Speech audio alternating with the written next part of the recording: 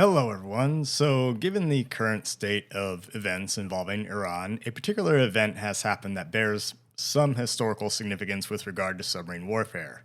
Now, I previously made a video on this just after the event occurred, but that was before we knew which submarine fired the torpedoes, so, of course, here I am making it again. So, on 3 March 2026, the improved Los Angeles class fast attack submarine USS Charlotte, SSN 766, torpedoed and sank the Iranian Moj-class frigate IRS Dana. This is significant because it's the first time in over 80 years that a U.S. Navy submarine has fired a torpedo and sunk an enemy surface ship in combat. The last time this happened with a U.S. Navy submarine was on 14 August 1945 when USS Torsk fired torpedoes and sank several Japanese escort vessels in the Sea of Japan, the day before the cessation of hostilities that ended World War II. The Moj class is an Iranian-designed frigate, although they technically call them destroyers, but most people classify them as either corvettes or frigates. And they evolved from and succeeded the Avon class. The Moj class were built in the early 2000s and began entering service around 2010. Now, I initially thought the Periscope footage was from a photonics mast since it was showing infrared footage, but the Los Angeles submarines do have a Type 18 periscope, which has low light enhancement and IR imaging capabilities. And this image that they see can be displayed on a screen in the submarine's control room. The other periscope they have, a Type 2 attack scope, is also optical, but it does not have any low light or image enhancement capabilities. The Mark 48 torpedoes Charlotte fired are another mystery as well. Now, the earliest versions of this torpedo have been in service since the 1970s. They were designed to combat high-performance surface ships and fast, deep-diving Soviet submarines. The Mark 48 can be either fired out of the tube with a slug of seawater charged from the impulse tank of a submarine, or it can swim out of the tube, which is much quieter. Official figures for the speed and range for this weapon are greater than 10,000 yards at 28 plus knots, but unofficially, it's thought that the weapon can go greater than 35,000 yards at 55 plus knots. The weapon itself can also be wire-guided. The two wire dispensers together contained, it's believed, some 20 miles of fiber optic cable that allows the submarine and the weapon to communicate with each other. Essentially, the torpedo can transmit what its sonar hears in front of it back to the submarine and act as a sort of off-board sensor. The wire guidance also means that the torpedo doesn't have to turn on its active sonar seeker and give away its position, and this allows the firing submarine to use its more powerful sonar and fire control system to guide the weapon to the target via the wire. It also means that when the weapon is under wire guidance, nothing can decoy or interfere with it.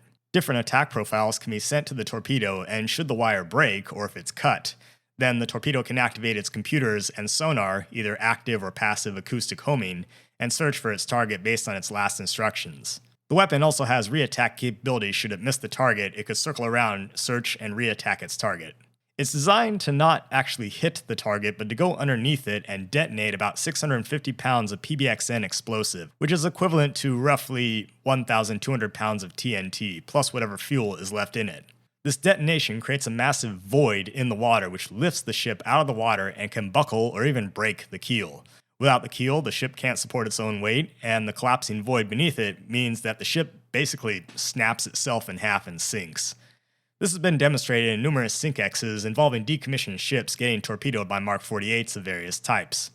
As was seen in the video, the explosion lifted the whole ship out of the water, the stern buckled and broke off, and then it sank stern first. Now, we don't know which version of the torpedo sank the ship, but many people simply state rather generically that, it's a Mark 48 ADCAP. Now, ADCAP stands for Advanced Capabilities, and the ADCAP version of the Mark 48 began appearing with mods 5 and 6 in the late 1980s and 1990s, respectively. But prior to that, it was not an ADCAP, it was simply the Mark 48. The most modern version of the 48 currently in use is the Mod 7 CBAS, which stands for Common Broadband Advanced Sonar System. This began appearing in the early 2000s. There have also been more upgrades to the Mark 48 Mod 7 version, but the capabilities of those upgrades are still largely classified. On Blueback, we do actually have a Mark 48 torpedo on display. According to the documentation on the boat, it's actually a Mod 1 version, so it's not an ADCAP. Furthermore, we only have the tube-mounted dispenser on display. This is that big silver can mounted on the back of the thing. This would contain roughly 10 miles of wire within it, and it will remain in the tube when the torpedo fires and pay out the wire from it, so it's been compared to like a giant bobbin. There would also be a dark gray plastic wire dispenser fitted over the pump jet propulsor on the back of the torpedo as well, containing roughly another 10 miles of wire. Now, I have actually found half of this thing on the submarine, but unfortunately I cannot find the other half, so we don't currently have it on display. What is interesting though is that reports say that the Charlotte fired 2 torpedoes and the first torpedo missed. Of course, the second one did not. The detonation under the stern of Dena would also imply that the torpedo was passively homing in on the sound of the screws. The fact that the first torpedo missed does raise questions about the submarine's position and circumstances at the time of firing, since they appear to be broadside to the target and were close enough to get a good optical view of it through the periscope, although the image is clearly magnified. So did they have time to get into a favorable position and perform target motion analysis? Or did they simply snapshot off a couple of torpedoes? But it doesn't really seem that they did. Given what we know about the Mark 48 torpedoes, why did the first one even miss? Were they or were they not using wire guidance for the torpedo? If they were using wire guidance, did the wire break or did they cut it? And additionally, what mod of Mark 48 was it? I mean, we could speculate about this all day. We could play this game all day and night, but I'm just going to stop there. Now, to my knowledge, the sinking of IRS Dana actually represents the first use of Mark 48 torpedoes in combat. Now, we already know that these torpedoes work because countries that use the Mark 48s have done numerous SINKEXs with them, so it's not like the unreliable Mark 14 in World War II that never went through any testing when it was designed, and sub-skippers using it during the war found this out the hard way.